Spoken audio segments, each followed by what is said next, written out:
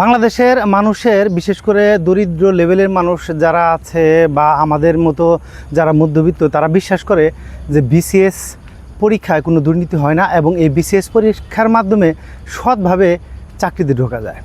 হ্যাঁ, বিসিএস পরীক্ষায় আমরা দেখেছি কিছু প্রশ্ন পাস হয়েছে, তারপরেও এই বিসিএস পরীক্ষায় কিন্তু অনেক অধিক সংখ্যক মানুষ বিনা টাকায় বিনা পয়সায় ঢুকে এবং এরা কোনো রকম মানে উৎকোচ ঘুষ এগুলো ছাড়াই ঢোকে এবং দরিদ্র পরিবার থেকে মেধাবীরাই এই বিসিএসে স্থান দখল করে নেয়।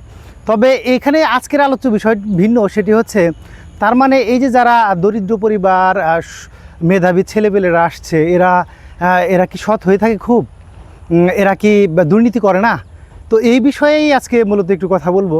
দুর্নীতির সবচেয়ে উচ্চ শিখরে থাকে এরা, অর্থাৎ নন ক্যাডার থেকে কর্মচারী থেকে পদোন্নতি পেয়ে সর্বোচ্চ সহকারী সচিব হয় নন ক্যাডার পর্যন্ত গিয়ে, আর উপরের পদে যারা এই কর্মচারীদের নিয়োগ দেয় বা অন্যান্য বড় বড় নিয়োগে থাকে, নিয়োগ বাণিজ্য করে কোটি কোটি টাকা হাতিয়ে নেয় যারা, তারা কিন্তু উপরের লেভেলে থাকে, উপরের স্তরের কর্মকর্তা।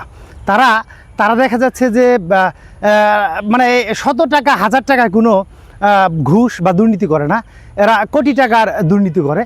এবং তারা কিন্তু এই যে সৎ মেধাবী ব্যক্তিরাই, অর্থাৎ যারা বিসিএস করে সচিব, উপসচিব বা দেখা যাচ্ছে যে উপরে যেগুলো আছে অতিরিক্ত সচিব, সিনিয়র সচিব, এরাই কিন্তু দুর্নীতির শীর্ষ অবস্থান করে। হ্যাঁ, সৎ ব্যক্তি নাই সেটি বলছি না আমি, কিন্তু সংখ্যাটা এতই কম যে আসলে গুনে গুনে বের করতে হয়। দেখা যাচ্ছে যে 1000-এর মধ্যে আপনি হয়তো বা 5 জন পাবেন, শতকরা ভুলে যান 1000-এর মধ্যে 5 জন পাবেন যারা আসলে সৎ ব্যক্তি।